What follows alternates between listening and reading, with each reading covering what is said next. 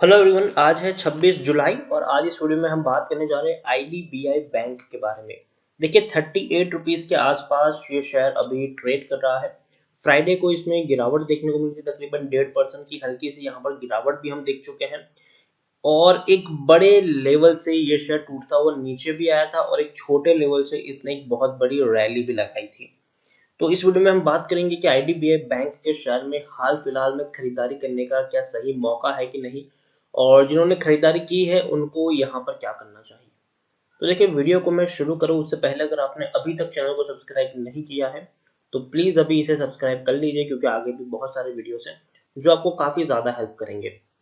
तो चलिए शुरू करते हैं। तो जैसे कि आप देख सकते हैं कि आईडीबीआई बैंक का जो शेयर है वो 38 रुपीज के आसपास ट्रेड कर रहा है। पिछले एक महीने की हम बात करें तो पिछले एक महीने में 6% का ग्रोथ है। हालांकि 36 रुपए तक का लो यहाँ पर पिछले एक महीने का था। एक बड़ी रैली आई थी, 53 रुपीज तक पहुंचा, लेकिन उसके बाद ऐसी गिरावट है कि शेयर रुकने का नाम नहीं ले रहा है। काफी बड़ी गिरावट है, 53 रुपीज से शेयर ने 40 रुपए से भी कम प्राइस पर अभी ट्रेड कर रहा है। पिछले एक साल की मैं बात करूँ तो 20% का ग्रोथ जरूर है। 17 रुपए तक का यहाँ पर लो था, उसके बाद रैली आई, फिर गिरावट आई, फिर एक बड़ी रैली आई, अब फिर एक बहुत बड़ी गिरावट हमें देखने को मिल रही है। देखिए, तेजी यहाँ पर तब आई थी जब इनके नतीजे आए थे मार्च क्वार्टर के, और नतीजे काफी शानदार थे। अब तक लॉस करने वाला बैंक ने इस बार मार्च क्वार्टर में बड़ा मुनाफा किया था, और इसी मुनाफे के चलते एक बड़ी रैली हमें यहाँ पर देखने को मिली थी। और उस वक्त मैंने वीडियो बना के कहा था कि जरूर खरीदारी करने का मौका है, लेकिन फंडामेंटली स्ट्रांग ये बैंक नहीं है, तो इसमें आप लंबी दूरी का निवेश करने का प्लान नहीं कर सकते। जैसे कि आप पिछले 10 साल का इसमें ग्राफ ले लीजिए, तो पिछले 10 साल का अगर मैं आपको डेटा दिखाऊं तो 68% की गिरावट है। 200 रुपए के लेवल से कंटिन्यूअस शेयर टूटा है, बीच बीच में रैली भी आई है, तो वो शॉर्ट टर्म की रैली थी। बाद में शेयर वापस नीचे टूट गया, फिर रैली आई है, वो भी शॉर्ट टर्म की, वापस नीचे टूट गया, फिर रैली आई, फिर गिरावट आई, फिर तेजी आई, फिर गिरावट आई। मतलब जितनी तेजी आती है उससे कई ज्यादा बड़ी यहाँ पर हमें गिरावट देखने को मिलती है। तो ये वो शेयर नहीं है जिसमें आप कम से कम ये सोच के चलो कि भैया मैं 5 साल 10 साल के लिए निवेश करूंगा। जी नहीं, ये वो शेयर है जिसमें गिरावट आने पर लोग खरीदारी करते हैं, प्रॉफिट आने पर बेच के निकल जाते हैं। तो जब नतीजे आए थे तब भी मैंने आपको इसके बारे में सलाह दी थी कि इसमें ये सोच के मत चलिएगा कि ये शेयर रॉकेट बनेगा, मैं 5-10 साल के लिए होल्ड कर लूंगा। जी नहीं, खरीदारी करो। गिरावट है, अच्छे नतीजे आए हैं, शॉर्ट टर्म में रैली देखने को मिलेगी, ऊपर जाएगा, लेकिन अगर आपको प्रॉफिट हो जाए अच्छा खासा तो आपको वहां पर प्रॉफिट बुक भी कर लेना है, क्योंकि अगर आप नहीं करोगे तो कोई और करेगा, और बाद में शेयर नीचे तो टूट ही जाएगा। यहाँ पर अगर हम देखने जाए तो हालांकि लार्ज कैप स्टॉक है, ये 40,485 करोड़ के आसपास का मार्केट कैप है इसका। एनएससी में देखें तो 22 लाख के आसपास का वॉल्यूम ट्रेड देखने को मिल रहा है। शेयर होल्डिंग की बात करें तो प्रमोटर के पास 98.11% की होल्डिंग देखने को मिल रही है। और प्रमोटर यहाँ पर कौन है? LIC, life insurance corporation of India, यहाँ पर सबसे बड़े प्रमोटर है जिनके पास 51% की एक बहुत बड़ी होल्डिंग देखने को मिल रही है। सरकार की भी एक बहुत बड़ी होल्डिंग आईडीबीआई बैंक में है, और हालांकि सरकार अपनी होल्डिंग को गिराने की भी सोच रही है। और दूसरी बात यहाँ पर हमें ये सोचना चाहिए कि आईडीबीआई बैंक एक काफी लॉस मेकिंग बैंक था, काफी लॉस मेकिंग बैंक था। सरकार इससे पीछा छुड़ाना चाहती थी, इसीलिए सरकार ने इसको एलआईसी के गले बांध दिया। हालांकि एलआईसी इसको खरीदना भी नहीं चाहती थी। अगर आप पुराने डेटा देख ले, पुराने रिपोर्ट्स देख ले, तो काफी ज्यादा प्रोटेस्ट भी हुए थे एलआईसी और आईडीबीआई के, जब उसके अंडर में लाया जाए तो काफी सारी चीजें चल भी रही थी। ठीक है, तो एलआईसी को मजबूरन खरीदना पड़ा है आईडीबीआई बैंक, ऐसा मेरा मानना है, क्योंकि उतना स्ट्रांग बैंक आईडीबीआई नहीं है। एलआईसी चाहता तो उससे अच्छे प्राइस में कोई बढ़िया बैंक खरीद लेता, लेकिन आईडीबीआई बैंक को इनको खरीदना पड़ा। 2015 में आखिरी बार इन्होंने डिविडेंड पे किया था।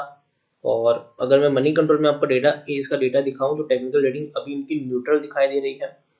According to Moneycontrol user 75% लोग खरीदने की सलाह दे रहे हैं और 25% लोग बेचने की बात कर रहे हैं। यहाँ पर अगर हम देखें तो IDBI bank plan to raise 11,000 crore equity capital. तो देखिए, बैंक को चलाने के लिए पैसा चाहिए, पैसा कहाँ से आएगा? या तो कम बैंक मुनाफा कमाए, या तो किसी न किसी तरीके से फंड रेज करे। तो यहाँ पर क्या हो रहा है, प्लान कर रहे हैं भैया फंड रेज करेंगे, 11,000 करोड़ रुपए तक का फंड रेज करेंगे इक्विटी कैपिटल के थ्रू। और वही यहाँ पर हो रहा है। हालांकि मार्च में अच्छे नतीजे आए थे और उस वक्त मैंने बाइंग की रेटिंग भी दी थी और मैंने ये भी कहा था कि अगर आपको पर शेयर 10-12 रुपए का भी अगर प्रॉफिट हो जाए तो प्रॉफिट बुक कर लेना, लालच मत करना, ठीक है, लालच मत करना। 50 रुपए तक शेयर चला गया तब भी मैंने कहा था कि भैया मौका है, प्रॉफिट बुक करो। अगर आप नहीं करोगे तो टूट के बिखर जाएगा और वही हुआ है, शेयर नीचे ही नीचे टूट रहा है। क्योंकि मार्च में जब 165 करोड़ का मुनाफा हुआ था तो अगेन एक बहुत बढ़िया रैली आई थी, क्योंकि इससे पहले बैंक आप खुद देखिए 5,800 करोड़ का नुकसान कर रही थी। उससे पहले 3,400 करोड़, से पहले 3,800 करोड़, से पहले 4,885 करोड़। तो हर क्वार्टर में एक बड़े नुकसान देखने को मिल रहे थे आईडीबीआई बैंक में। और आप अभी देख सकते हैं यहाँ पर जब अच्छा प्रॉफिट कमाया तब रैली भी देखने को हमें मिल गई थी। ओवरऑल आईडीबीआई बैंक के बारे में मैं कहूँ तो सिर्फ इतना कहूंगा कि देखिए, प्रमोटर के पास सबसे ज्यादा होल्डिंग है जिसमें एलआईसी और गवर्नमेंट भी है। एफआईज भी ज्यादा हाथ यहाँ पर नहीं डाल रही है। 0.02% की जो होल्डिंग थी वो भी बेच के निकल चुके हैं एफआईज। पिछले क्वार्टर में जो होल्डिंग थी 0.02% की, तो अच्छी रैली आई, एफआईज ने भी इसका फायदा उठाया और क्या किया, एग्जिट कर गया एफआईज।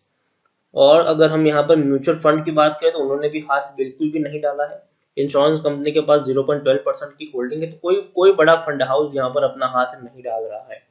तो देखिए, ये फंडामेंटली कोई स्ट्रॉन्ग शेयर नहीं है, ये आपको समझना चाहिए। तो इसमें आप पोजिशनली प्ले कर सकते हो, गिरावट आए खरीदारी करो, प्रॉफिट आए बेच के निकल लो। अभी मुझे नहीं लगता कि आपको 38 रुपीज पर इसमें खरीदारी करनी चाहिए। मुझे अभी भी लगता है कि आप मुनाफा वसूली कर सकते हो अगर आप प्रॉफिट में हो तो। अगर आप प्रॉफिट में हो तो मेरे हिसाब से अभी भी आपको प्रॉफिट बुकिंग करना चाहिए।